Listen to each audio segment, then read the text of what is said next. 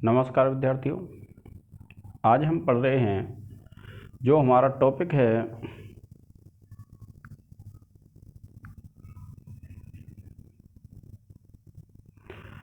और टॉपिक है हमारा ध्वन्यालोक के जो प्रमुख प्रश्न हैं जो प्रश्न पत्र में आने वाले हैं और जिनकी जो संभावना है आज हम उनको पढ़ेंगे।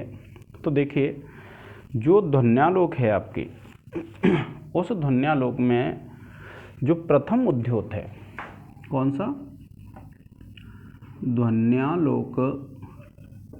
और इस ध्वन्यालोक में प्रथम उद्योत है विद्यार्थियों। इसके जो अध्याय हैं उनका विभाजन किस में है? उद्योत में। अब इसका जो विभाजन है, देखिए इसमें 4 व्याख्या देगा, 2 करनी है आपको, जिसमें एक संस्कृत में और दूसरी हिंदी में। कोई सी भी कर सकते हैं आप, हिंदी संस्कृत में। और ये 10 + 10 20 नंबर की होंगी। 2 प्रश्न देगा जिसमें से एक करना है, वह है 5 नंबर का। इस प्रकार से 10 और 10 20 और 5 25। ये 25 नंबर की जो आपकी पुस्तक है ध्वन्यालोक है। अब देखिए इसकी जो व्याख्याएं हैं,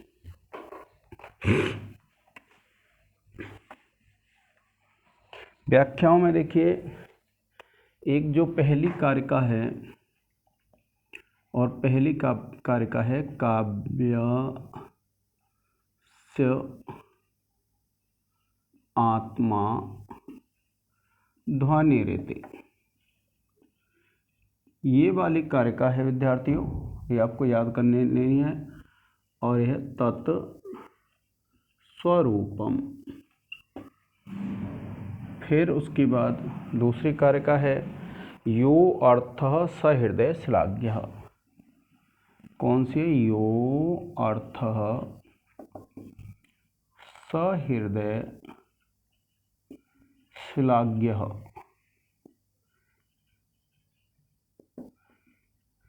ये है। और भेदा बुभौ स्मृतौ। क्या है? भेदा बुभौ स्मृतौ। ये पूरे चांस हैं इसके विद्यार्थियों परीक्षा में आने के। फिर उसके बाद है सरस्वती प्रतीयमानम पुनर्। प्रतीयमानम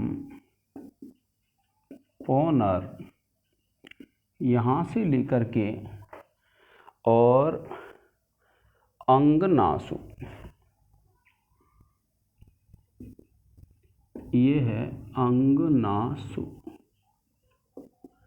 फिर उसके बाद जो चौथी कारिका है सरस्वती स्वादु। सरस्वती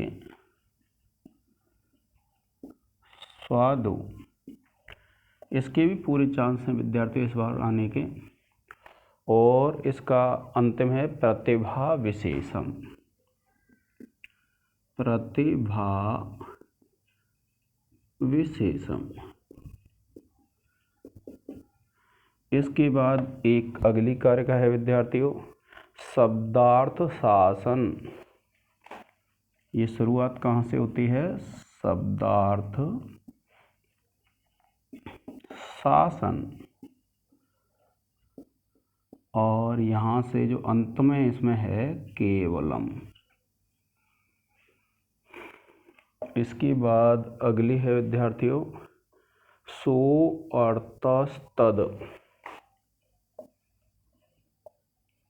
सो अर्थस्तद, यहाँ से लेकर के और शब्दार्थौ महाकवेः। शब्दार्थौ महाकवेः, ये इसका अंतिम भाग है। उसके बाद विद्यार्थियों एक है स्वसामर्थ्य आलोकार्थी यथा। आलोकार्थी यथा, यहाँ से लेकर के और वाच्ये तदादृतः।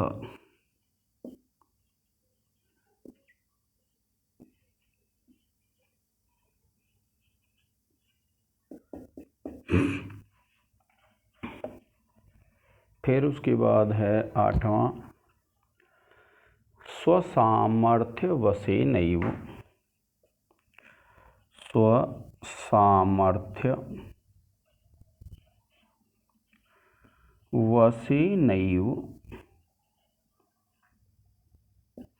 यहाँ से आप और लिखेंगे न विभाव्यते।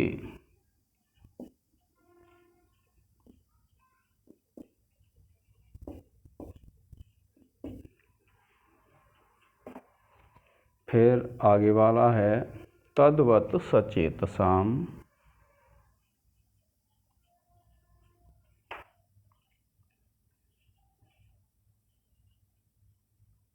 सचेतसाम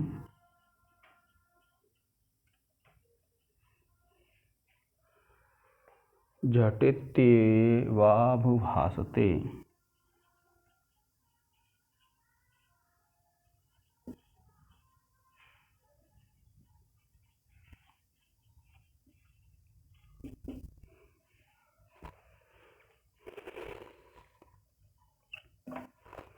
और उसके बाद अगला है यत्रार्थ शब्दो वा।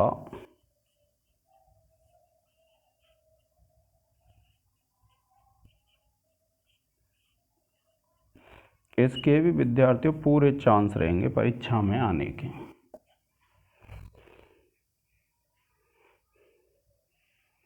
और यहाँ से लेकर के सूर्य भी कथितः।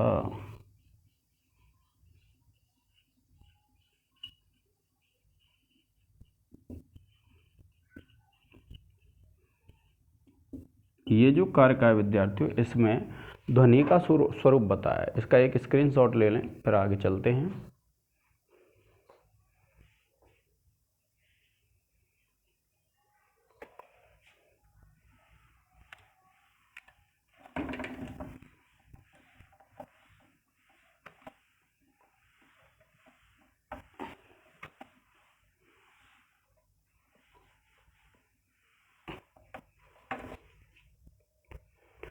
और फिर है देखिए भक्त्या विभर्ते।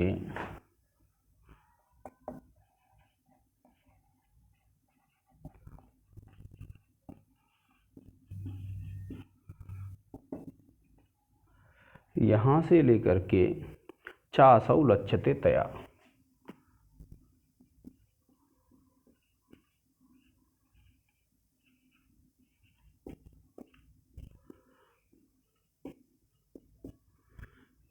इसके बाद दूसरा है उक्त्यंतरेणा शक्यम।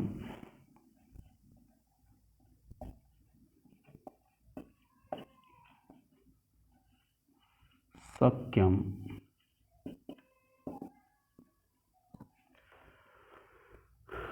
ध्वन्युक्तेर्विषयी भवेत्।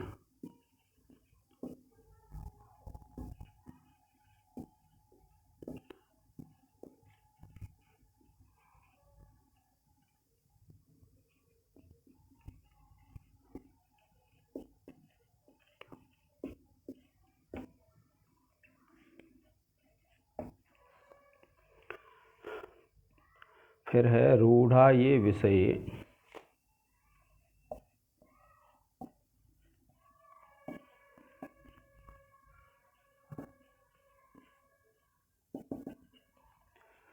यहाँ से लेकर के पदम ध्वनेह।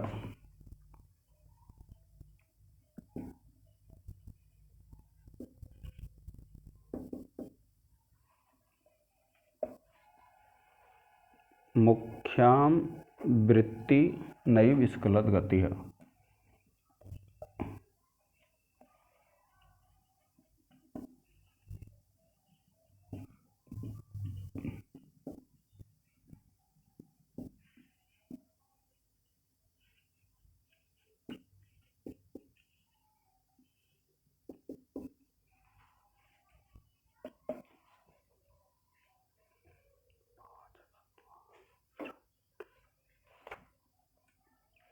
फिर है वाचकत्वाश्रयिणैव।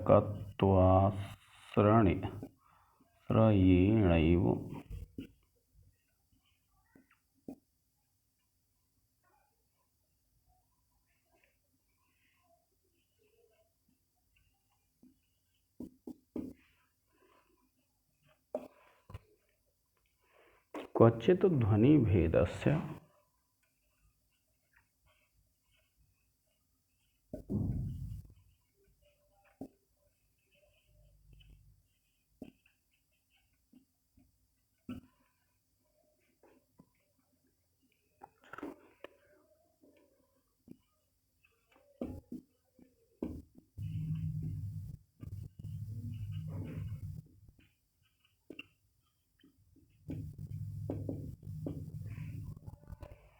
ये कारकाएँ हैं विद्यार्थियों जिनका आपको अध्ययन करना है, और जो मैंने ज़्यादा मोस्ट बताई हैं उनको अच्छी तरह से कर लेंगे। अब इसका एक स्क्रीनशॉट ले लें।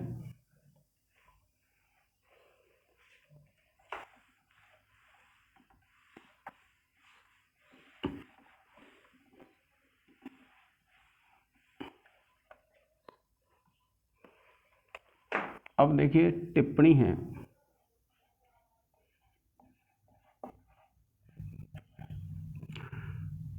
टिप्पणी में एक आ सकती है आपकी आनंद वर्धन,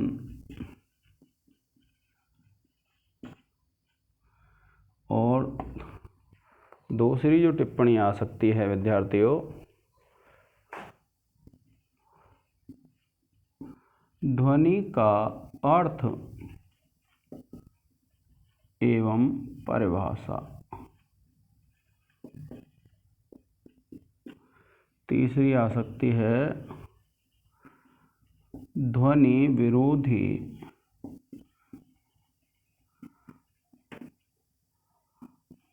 मतों का वर्णन।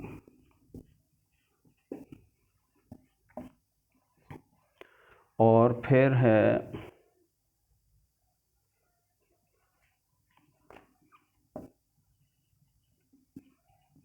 ध्वनि के आधार पर काव्य के 3 भेद। और अंत में कवि पूछ सकता है ध्वन्यालोक के प्रथम उद्योत का सार। इसका एक स्क्रीनशॉट ले लें विद्यार्थियों।